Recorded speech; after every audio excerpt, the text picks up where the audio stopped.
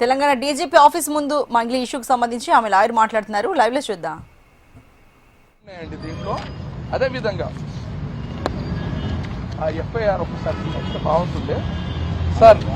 Police స్టేషన్లో already FIR pending ఉంది, investigation జరుగుతుంది.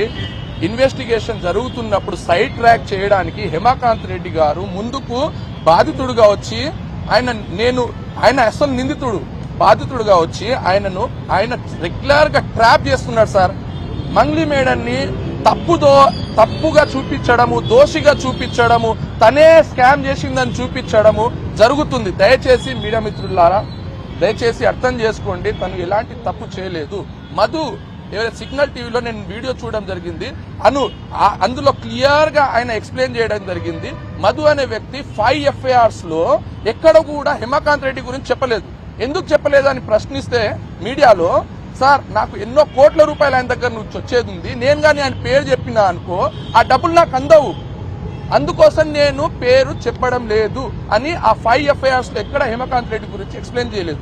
ఈ రోజు ఆయన మీడియా ముందు వచ్చి ఎక్స్ప్లెనేషన్ ఇచ్చాడు.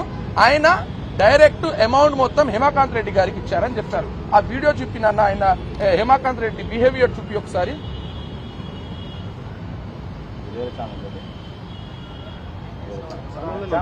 ఛానల్ కాదు, ఆ వీడియో ఆయన మీడియా ముందు వచ్చారు. వీడియో అది ఒక కార్లో నడిపించుకుంటా సో ఆ కార్లో నడిపిస్తూ ఆయన టాలెంట్ నేను ప్రూవ్ చేస్తాను సార్.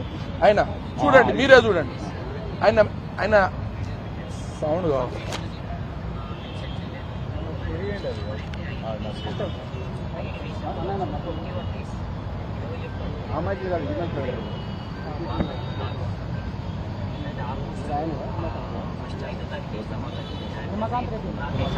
ఇతనే మెయిన్ క్యాండిడేట్. ఇతను ఈయన గురించి ప్రాపర్ గా డిపార్ట్మెంట్ ఎంక్వైరీ చేయాలి. నేను తప్పకుండా ఈ వీడియో మీకు షేర్ చేస్తాను సార్. వన్ మోర్ థింగ్, ఇతను అంతా డైవర్ట్ చేస్తున్నాడు సార్. దయచేసి మేడం గారిని దోషిగా చూపించకండి. ఆమెకు ఈ స్కామ్ కి ఎలాంటి సంబంధం లేదు. ఆమె ఏ కంపెనీలో బాధితుల అమౌంట్ ఏం తీసుకోలేదు. ఆ బాధితులకు ఈమె డైరెక్ట్ ఎవ్వరు లేరు. దయచేసి అర్థం చేసుకుని తనను దోషిగా చూపించకూడదని నేను కోరుతున్నాను.